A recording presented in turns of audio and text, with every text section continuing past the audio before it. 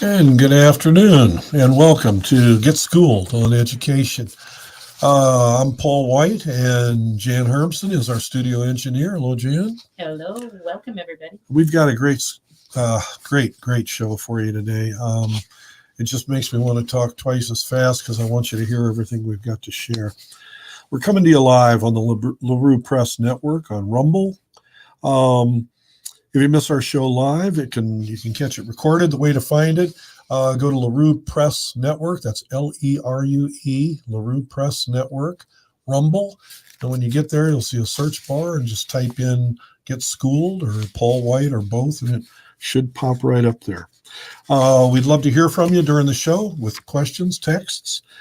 That'd be 775-399-2888. 399-2888. And I want to remind everyone too that if you're wanting to listen to a replay, Paul is going to be airing on Thursday nights at 8 o'clock on 93.7 FM in Northern Nevada. So we hope that you will tune into that and have a listen. All righty, well, let's get rolling. Let's start with what's new this week with education and with our schools. Here in Washoe County, Nevada, we've got a superintendent search going on, and they had 5 finalists. Then they lost one. Now, of those 5 finalists, 2 of them were in-house employees. Word on the street is that the fix was in on this, that the district knew all along, the board knew all along who they were going to pick. We'll find out. We'll find out next week when they interview them a little bit and vote on it. The people they've got, so this gentleman from out of town, his name escapes me, quit, and now they've got 3 people in-house, a Mr. Ernst, a Mr. Parks, and a Mr. Lamarca is the one they added on there. Now, they're an ironic group. Remember, Washoe County School District is part of the group here in the state that is the worst school set of public schools, lowest performing in the United States, has been that way for well over a decade. And so these 3 gentlemen who are finalists have all been around for quite a while. So they've been here while the test scores have been steadily getting lower than they already are. How much lower can they get when you're in 50th place?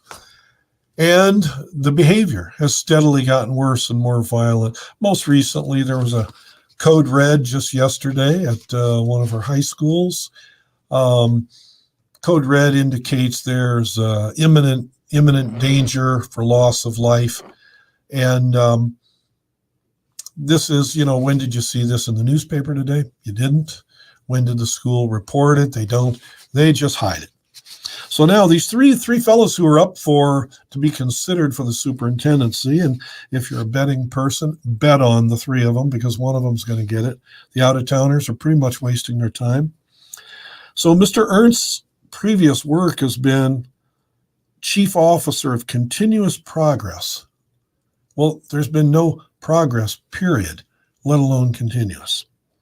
Mr. Parks' Chief Officer status has been of academics. Well, the academics have gone steadily down to the point where 90% of our graduating seniors do not qualify for the lowest possible college class. And now they add Mr. Lamarca to the mix. And it described his background as being chief of students and family support, school psychology with the state in charge of culturally responsible services. Does anyone know what that could possibly mean when you're just trying to teach kids to come to school sober, behave, and learn? Culturally responsible services. And, quote, responding to serious behavioral issues. My question would be when that code red hit, how many miles away was Mr. Lamarca, and did he stay away from that? I doubt seriously if he was leading the charge into the building saying, where is this child-threatening incident? And also, there's no word about Mr. Lamarca ever setting foot in a classroom in a teaching situation. It did mention he had a PhD in philosophy. So I imagine if he'd gone over there to that code red situation yesterday and life-endangering situations and everyone locked down and hiding and panicking. Perhaps that PhD in philosophy would have encouraged him to ask the question, what would Socrates have done in a code red? How helpful would this be? And folks, these three, again, go to the bank on it. One of them is going to be the next superintendent in a district that's failing, in a district where 60,000 children and 120,000 parents are desperate. And this is the best we could do. Not only that, when the previous superintendent left after they had spent $100,000 on a search for her, she left a year and a half later, the search agency offered the board to search for free for this replacement. And the board turned it down. They said, no, we want to go with a little more high profile. We want to scour the nation, get only the best people. So they paid this group $60,000. And what did they come up with? 3 finalists from within the district. Well, that's interesting. Yeah. Anyhow, so there you have it on the superintendent search. Stay tuned. Also, they came out with a new mission statement, or did they? Floating around at some of the schools, it was shared with me, was a new mission statement. Now, for those of you who don't know the old one, 3 superintendents ago, they came up with, the slogan would be, every child by name and face to graduation. Let me say it again. Every child by name and face to graduation. Now, somehow, if I'm a parent and I don't know that I give a flip whether they know my child by face or name, I want them to be able to read. I want them to be not to be in the 90% that can't go to college. I don't want them to be at an unsafe school.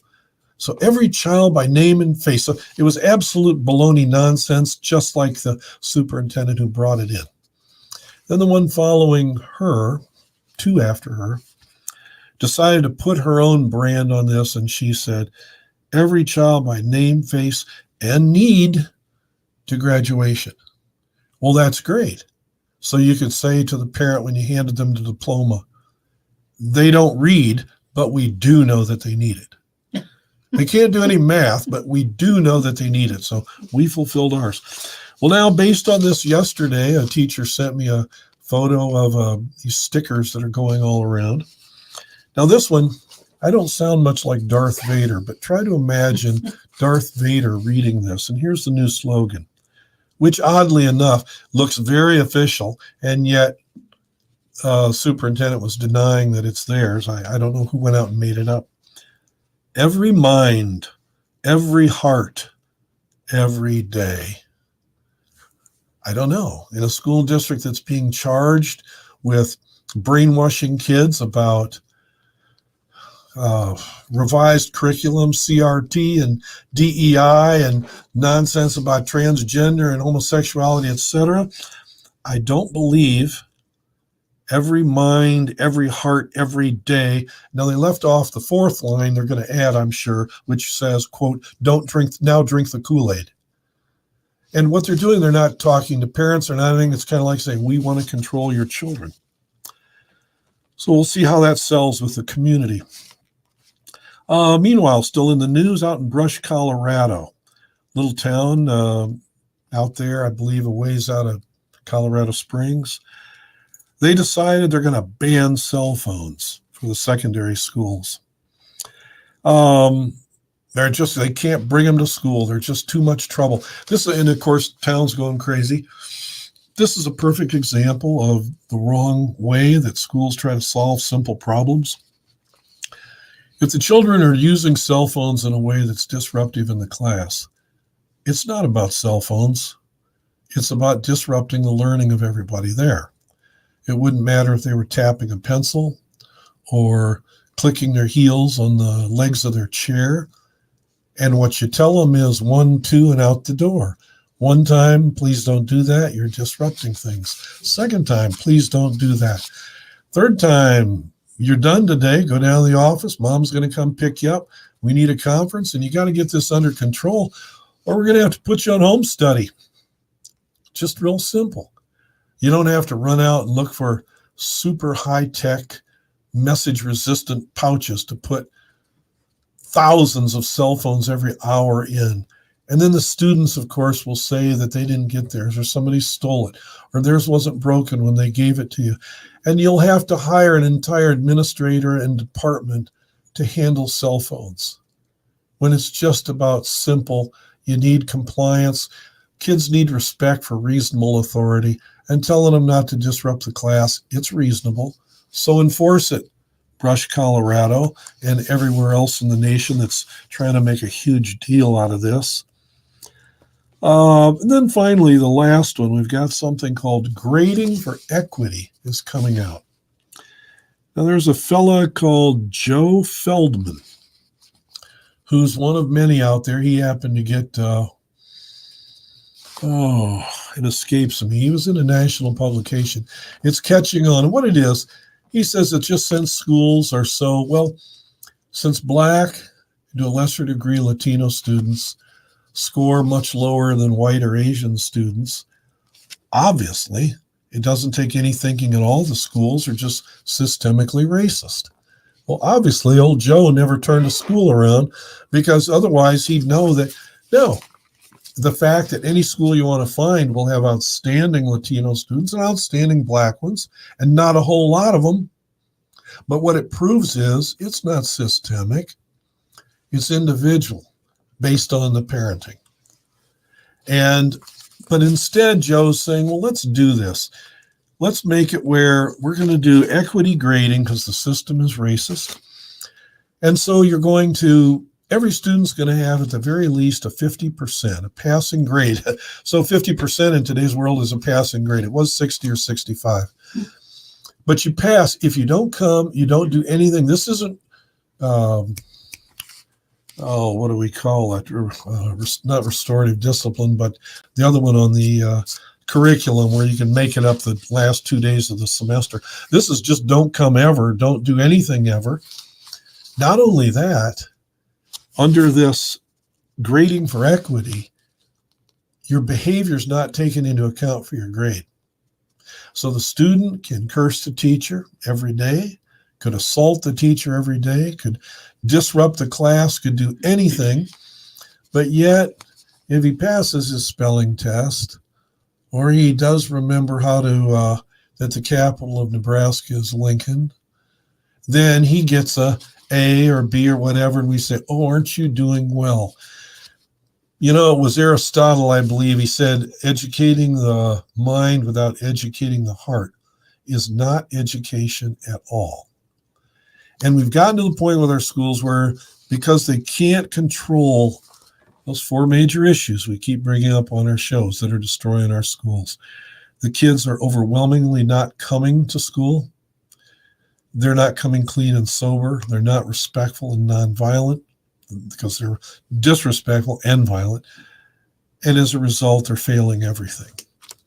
And so this is it, that the behavior and the character absolutely matters. If the purpose of school is not to have them memorize the steps in solving an algebra problem, the purpose of it is to give them the skills overall and the job behaviors that will let them hold a job and live independently.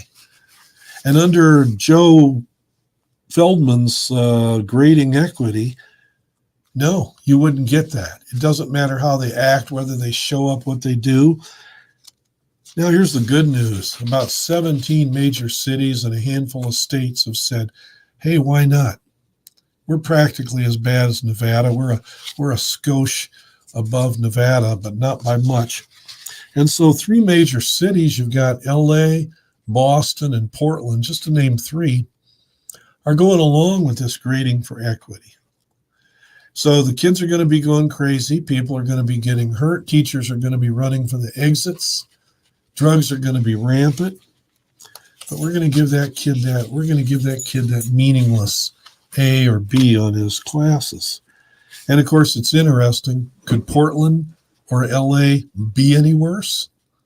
I guess they figured we have nothing to lose.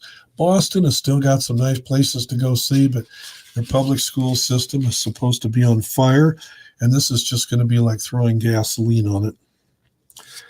Last week, like I say, we just we've been going over, looking at those what schools do, why they're screwed up in a nutshell. Again, the kids don't come sober, they don't come respectful and nonviolent, and they don't work and they don't learn. As a result, schools have just invented all kinds of excuses and things for why, and kind of created their own universe. If they can't win at the game they're playing, they just make their own rules up. And special education is probably at the front of the parade on that. We're going to go into it in depth. Stay tuned, because you'll be able to take a test. We're going to test you on the spectrum, they call it, for seeing how autistic are you, and special ed, how special are you. We're going to test you today and see if you'd qualify as either autistic or severe emotionally disturbed. Well, I don't know. I don't like tests. Yeah, well, good. That's a key point of special ed, emotionally disturbed. They don't want to test. If the schools would just enforce the laws, we could change this. But that's like saying if we could just turn the sun and the world back 24 hours, we could have it be yesterday. There's nobody there who's willing to do this. And so the question I want you to be asking yourself all the time as we're telling you all these things that are falling apart, is it fixable? Is it fixable? And I'm not going to spoil it by telling you my thought yet, but you're going to start to get some ideas. Okay, where are we here? Okay.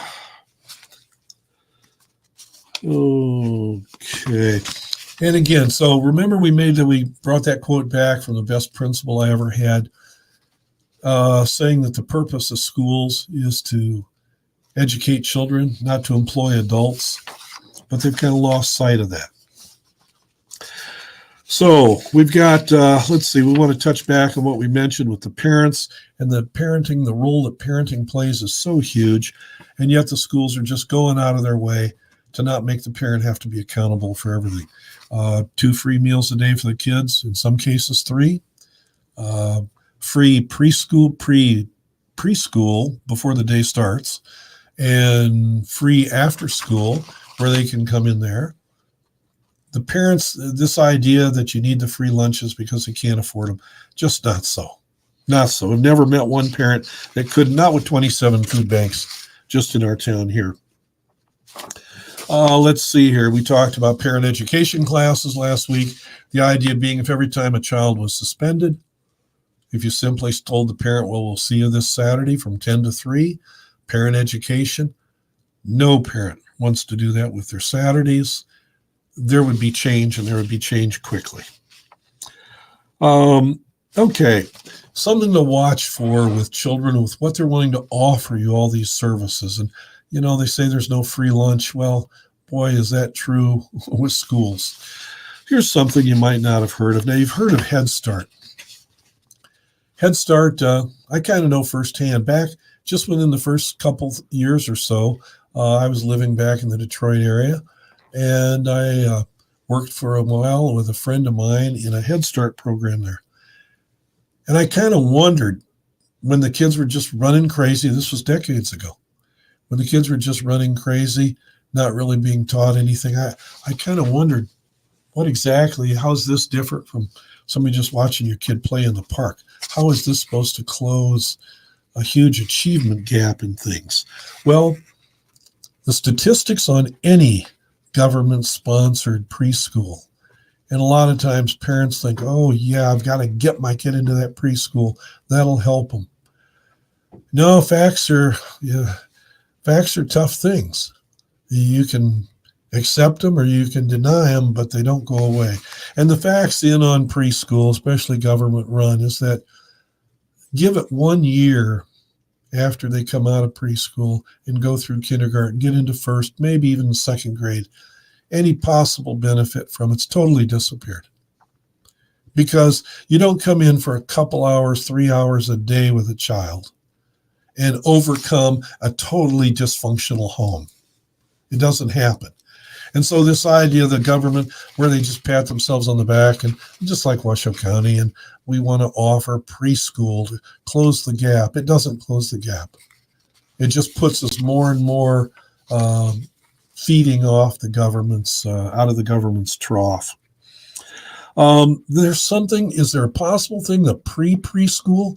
Yes, there is. And it's dangerous and you want to watch out for it. And it's called Child Find. And it's federally funded. What else? And they look for them as young as 3 or even earlier. What's the goal of Child Find?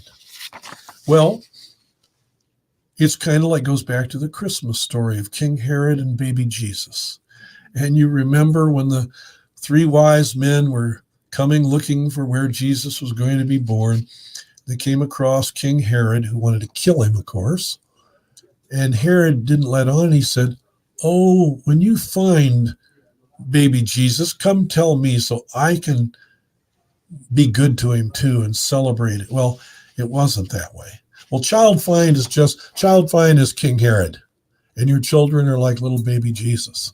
And what goes on is Child Find examines your child and runs them through a psychological and a physiological exam. And you might think, well, this sounds reasonable. I mean, maybe there's something I'm missing. No, it's not reasonable.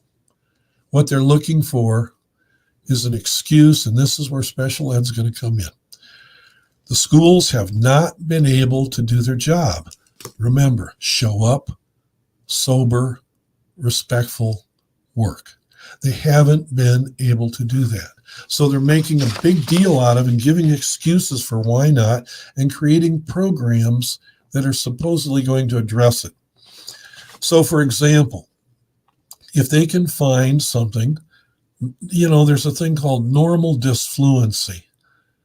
Every child doesn't speak at the same time, doesn't walk at the same time, doesn't grow teeth at the same time. The individuality of mankind. But Child Find is going to look for something where you're going to get hooked on thinking there's something wrong with your child that's going to need either therapy or counseling or medication perhaps, or perhaps a nice surgery they'd recommend. And remember, these are the same people that told you the only way to stay safe during COVID was to wear a worthless mask and to take these vaccinations, which are having horrible repercussions that, for the most part, are being hidden. So, Child Find is something to stay away from. And in fact, how bad is it? I was researching the other day about Douglas County next door to us. And Douglas County not only does this, the schools do this program, but then the county offers it too. I imagine Washoe does also. Well, why are they doing it? Out of their concern for your child? No, because they're both getting separate federal funding. It hires people, it employs people. Does it help the child? No. If you take your child to a normal family physician or having them looked at regularly, they didn't go to medical school for nothing. And the school's going to find some things and find some special things and get their hooks into your kids starting right away. No, don't let them do it. Gender transitioning. This is kind of in the news items, things in the news this week. A new study coming out of the Netherlands. It's been highlighted on the Prager University videos. The media, for the most part, has hidden it.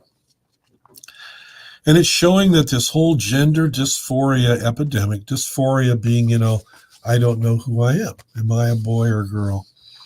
That this whole epidemic, overwhelmingly, the great majority of it has been just a fad, just a way if a child is struggling to find out who they are and feel comfortable and find friends and fit in, that's just part of growing up.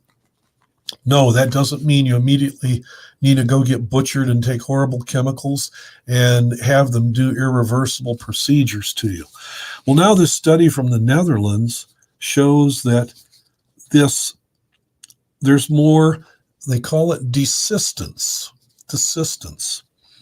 And it means the children who want to return to normalcy, want to return back to what they are and deal with their issues just as whatever gender, whatever biological sex they were born into. The only tough part is that so many of them have had such damaging things. And so how did this get overblown? Well, our schools again, getting at the head of the parade and having to do just absurd things. There was in Oxnard, California, there in Ventura County, not too many years ago, a boy he was troubled to begin with. He was without parents there. They'd put him in what would you say, like a dormitory. I wouldn't call it an orphanage, but it would be like a place for kids who are, severe emotionally disturbed. And so he'd come to school, and he decided that back then he wasn't saying he was a girl, but he was wearing real flamboyant women's clothing and real flamboyant and going around and acting and really throwing it in everybody's face. It wasn't just a case of, I just feel more comfortable wearing a skirt. No, it wasn't that at all. It was noisy and in your face, and if anybody didn't say he was really doing great, he'd kind of argue with them. Well, there was a real shy, troubled boy in his English class who just had problems trying to fit in. And this boy who was acting very, very feminine and wearing the girl's clothes was torturing this boy and would say, "Oh, you're my boyfriend," and all this. Well, while the principals and the counselors and the teachers just stood by and they watched this other boy get more and more humiliated. He never said a word. Never said anything against this kid. Just leave me alone. The other boy, if he was so troubled, if he knew how to leave him alone, he would have. He shouldn't have been in the school. Shouldn't have been in the high heels. It's not safe. It's not safe. It's not about the high heels. And so anyhow, it went on, and finally the boy he was tormenting snapped and stood up in class one morning, pulled out a gun in an 8th grade English class and shot him dead right in the class. And look at this, 2 lives immediately ruined. The boy who was killed, obviously.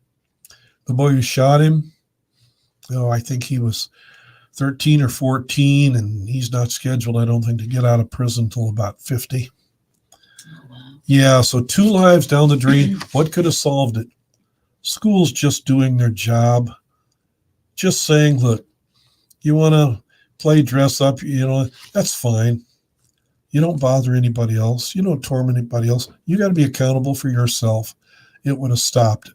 A teacher would have gone up to this boy who he was tormenting and baiting and said, "Look, let's talk. This isn't, any reflection on you," because then his friends all started calling him gay and everything else. And they could have solved this. They could have solved this just like the girl who stabbed a girl and killed her a year ago here in Washoe County schools, because the principals did not stop this when it first started, this argument between the girls. It could have been squashed on day one. So these things that the schools are doing and not doing, and these ideas of let any behavior go, and it's all about giving them an A, this is just insanity. But the problem is they're visiting that insanity on your children, and the outcomes are getting worse and worse. Oh, let's see. Sex education. I don't think we touched on this, but it's what they're not teaching in sex ed that's killing our kids. Again, they obsess on 2 things. They obsess that sexual activity is just natural for kids. Having intercourse starting at 11 is normal and safe. It's not either one. And for the most part, it's not legal either. They don't tell them about the fact that 1 out of every 4 kids, 15 or older in our schools, has got STDs. And in some cases, depending on race, 40%. They don't tell them that, again, they tell them they sell homosexuality as safe and harmless, normal and harmless. Well, not normal when it's 2% of the population, not harmless when it can shorten your life expectancy by up to 20 years. increase your chances of substance abuse, suicide, and mental health issues. They don't tell them this. Why not just teach them the facts? Use somebody like the Center for Disease Control as your source, which is where those statistics came from. But they don't. So finally we come to the big one. And this one goes back clear to the late 50s, and it's called special education. And it is the mess of all messes. What is special education? Well, it came out of the agreement, the Supreme Court ruling about Brown versus Board of Education, that separate was not equal. So you had to give a child the opportunity to be in a class regardless of his, at that time, race or behavior or anything. Every child had an opportunity to be in what they called the least restrictive environment. And that means the most normal place setting that he can handle, academic or she, academically and behaviorally. And the idea is that there were a lot of situations that kids had. There were the deaf and the blind. There were those who had traumatic head injuries. There were those who had visual impairment, blind. Those who had orthopedic issues, joints, muscles, bones, trouble moving, needing wheelchairs, crutches, etc. Then there were the hearing impaired. And that was who special ed was initially targeting. And today they still do.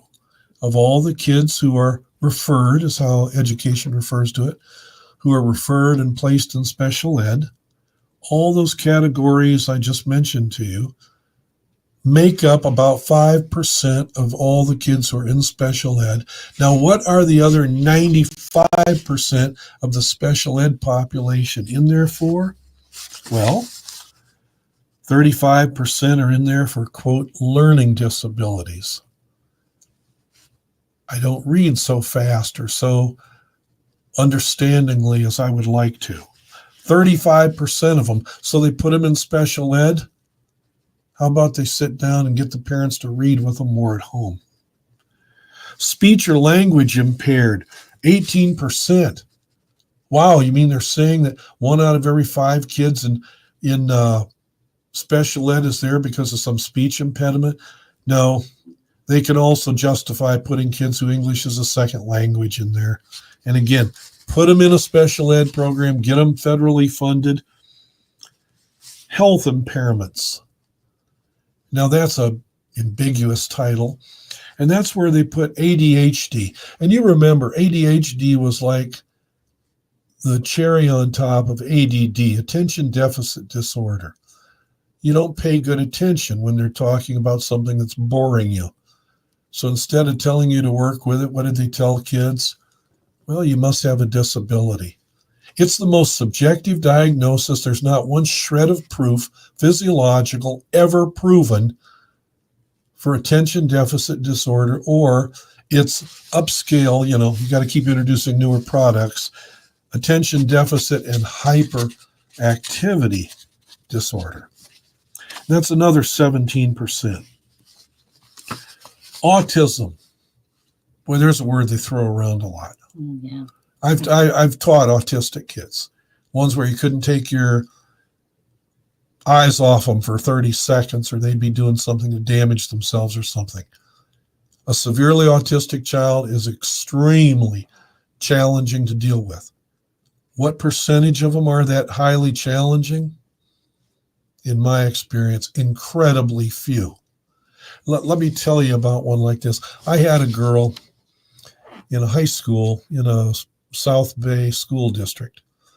And she came to me and they all warned me, oh boy, in this case, now not bipolar, I don't know what they'd call that, but she was bipolar, schizophrenic, I guess.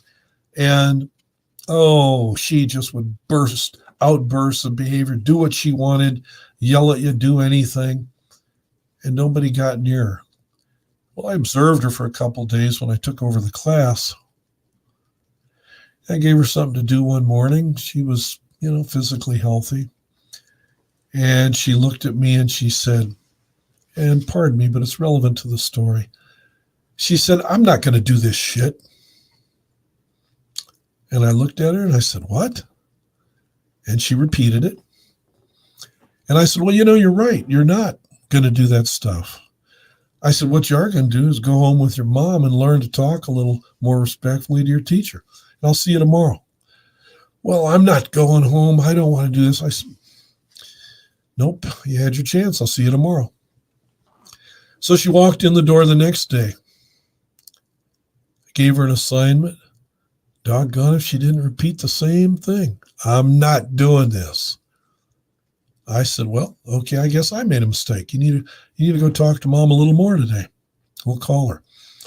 Oh, she went running out in the hall. I followed her, and she was crying and begging me, please, please let me stay. I won't do it. I said, no, this has gone on too long. I'll see you tomorrow, and mom needs to come with you.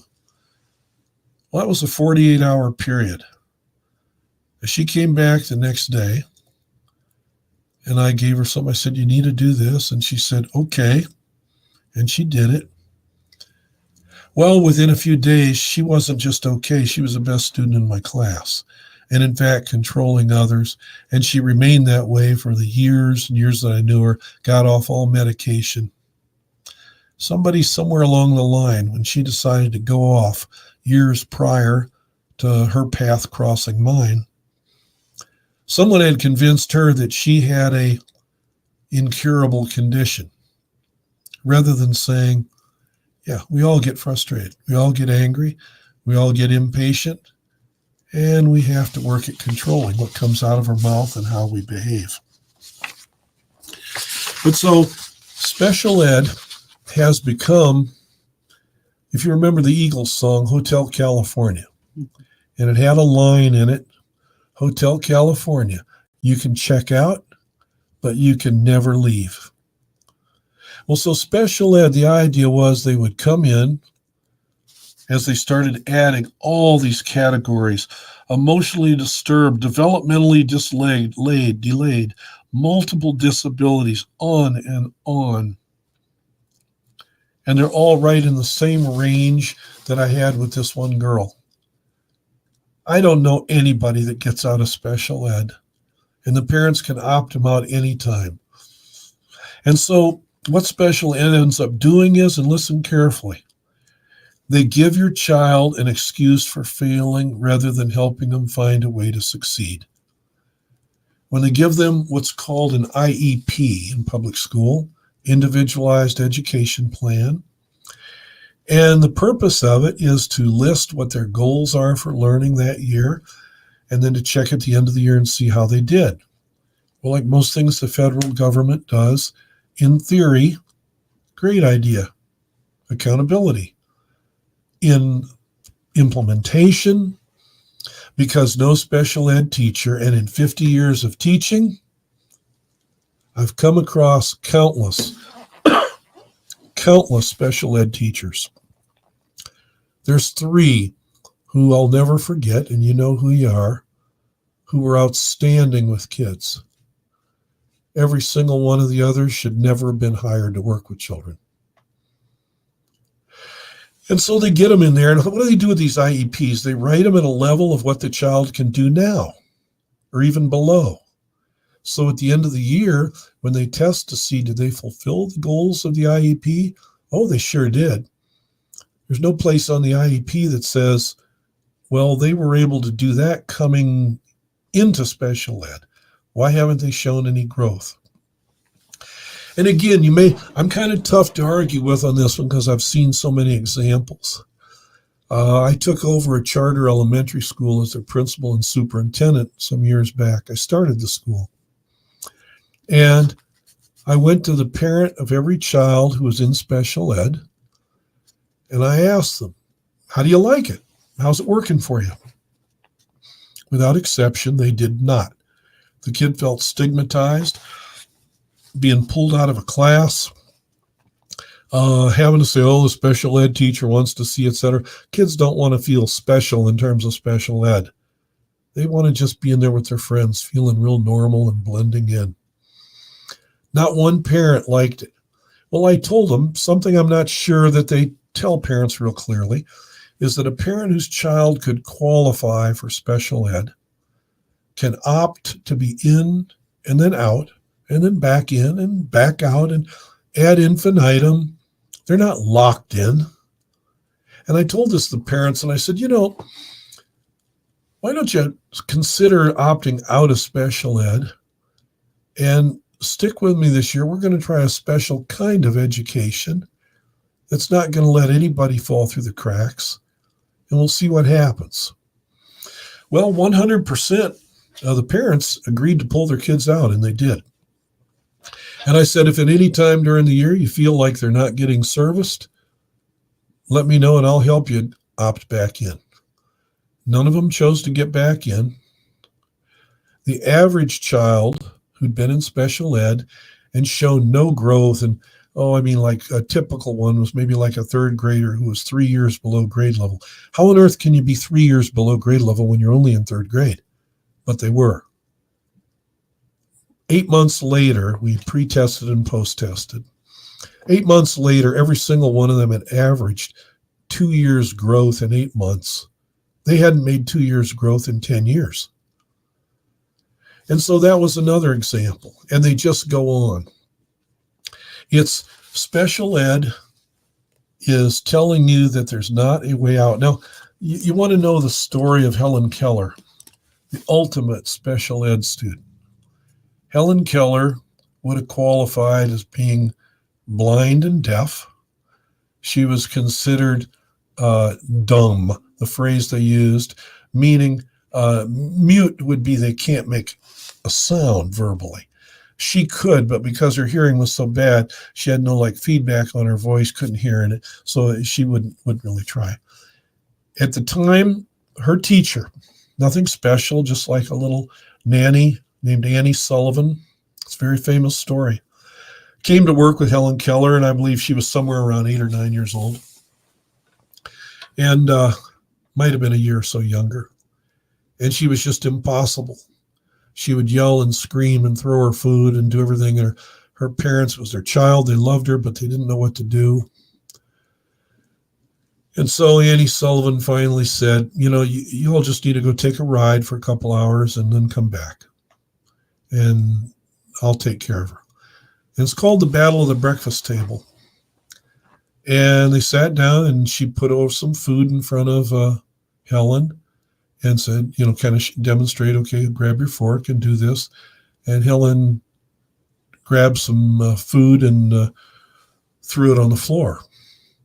Annie Sullivan picked the food off the floor, put it back on the plate, said, this is what you do.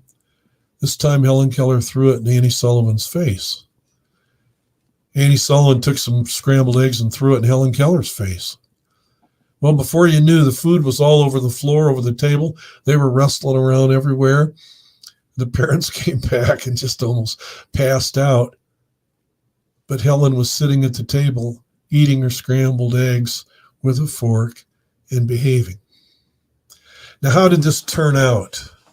And if you know anything about the story, Annie Sullivan taught her how to understand things by taking her index finger and making signs and marks on the palm of Helen's hand. Now, so she learned what water was, and she learned what dog was, and mom and dad. It goes on and on. Well, how does it come out? Annie Sullivan assisting Helen Keller, blind, didn't speak, deaf. Seemingly, they thought she was she would have been considered so autistic as to be untouchable. Well, she got into Harvard University and graduated with honors. And she made her living going around the world giving motivational speeches. So she got to the point where she could even, she could even talk to a degree where audiences could understand her. If Helen Keller could do this, why on earth are we sitting there feeling sorry for our children who have been given some quasi-unscientific, not a medical basis at all for it? Why you let the scrambled eggs start flying. You make them hard working, make them do what they can do, make them say thank you and things like this. All of this stuff with special ed, all the problems going in our school, the fights and the out of control behavior, where's it start? Ask any teacher, comes out of our special ed rooms. They've cut many of these rooms back to having 4 kids with an aide and a teacher. A teacher's responsible for 2 kids, and they go crazy. In one such room, I think I shared with you, a teacher was attacked by a 14-year-old, choked to the ground, broke his nose, gave him a concussion. There is just no common sense in what they're doing to make excuses for the fact that the kids can't get them to show up clean and sober, be respectful, nonviolent, and do their work. So they say, oh, they're special ed.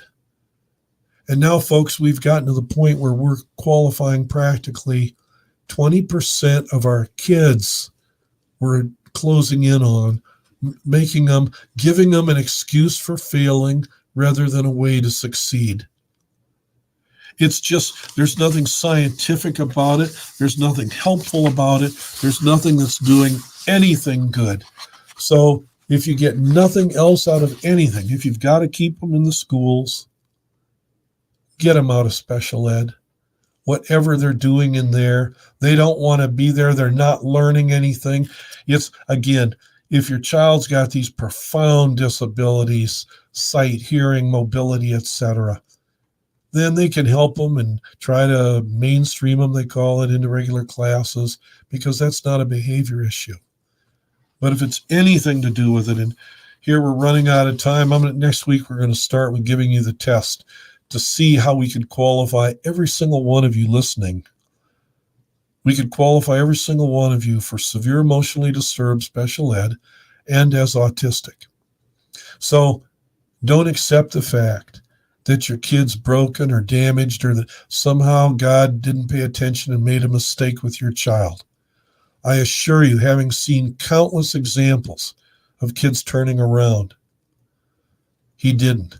I had these kids in LA in my storefront school. Oh, probably 75% of them came in with behavioral diagnoses and or medication or both. Not one of them ever saw a special ed teacher, their choice. Not one of them stayed on the medication, their choice. How did they do? They usually graduated from high school a year or two early. They all worked. They all took concurrent college classes. They all tested drug-free. And they went on, and I still hear from many of them years later, and they've had wonderful lives. Under the wrong circumstances, they would have had no expectations put on them, and they would have absolutely lived down to those expectations, just like we all would. So, again, be asking yourself the question, what good is it really doing? Is this going to help my child, keeping them in public school? Is this going to help them find a way to have a good life? And if the answer is no, or if you don't even know, give me a call. You can reach me by texting in on the number, and then they'll connect you with me, and we'll meet and sit down, and we'll help you find a way where your child can go on and be just as normal, just as right, and have just as full a life as anyone else. So for these reasons, again, this is why it's dangerous. The biggest code red we have, is not some child who's jacked up on drugs running around screaming that he's going to hurt everybody at the school or shoot everybody. The biggest code red we have is people like these unqualified superintendent candidates, is people like our board members, minus Jeff Church, who have absolutely agreed with everything that's going on, and feeling sorry for these kids is just the only way to go. Love your child enough to stand up and do what's right for them. Love them enough to make them do the right thing. Don't put up with any excuses for why they can't say please and thank you, help out, take care of their little business, and it'll just keep building, and they'll get better and better. We're out of time, certainly not material, but we're out of time. Please contact us. If you have any questions about this, we want to hear from you. If you say, oh, I so disagree with that, why special ed's the greatest thing in the world for my child, well, let me know. If it's working for you, I couldn't be happier. Like I say, in 50 years, starting 50 years ago with public schools, that's not been my experience. It's not been the experience as we keep qualifying more and more kids for this. And no, again, Hotel California, nobody leaves it. And they often drag this stigma with them through their entire lives. This is Paul White. This is Get Schooled in Education for myself and studio engineer Jan Hermsen. Thank you for listening, and we'll see you next week. And we want to just thank Susie Dervon for listening on Rumble. So we appreciate your comments and for sharing the show. And please like, share, do all those things because they make a difference for Paul's show. And we appreciate you. We'll see you next week.